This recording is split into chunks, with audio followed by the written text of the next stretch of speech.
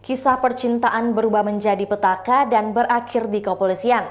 Hal ini cocok menggambarkan situasi pasangan muda Windy Eka Putridatta dan Carlos Daud Henrik. Beberapa waktu lalu, pihak Pengadilan Tinggi Kupang akhirnya mengabulkan gugatan denda sebesar 1,4 miliar rupiah dari Windy. Windy sebelumnya menggugat pacarnya, Carlos Daud Henrik, 28 tahun karena batal dinikahi. Diketahui kasus tersebut sudah bergulir lebih dari 1 tahun. Kuasa hukum Windy, Jeremia Alexander, merasa lega gugatan kliennya akhirnya dikabulkan pengadilan. Dalam sidang yang diputuskan pada 5 April lalu, hakim menyatakan bahwa perbuatan Carlos telah melawan hukum.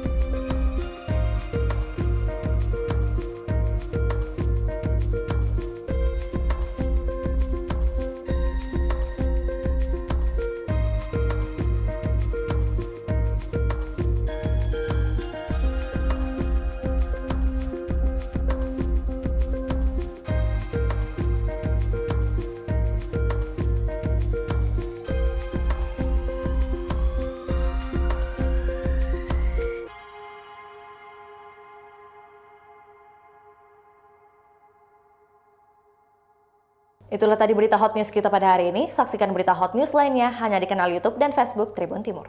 Terima kasih sudah nonton. Jangan lupa like, subscribe, dan share ya.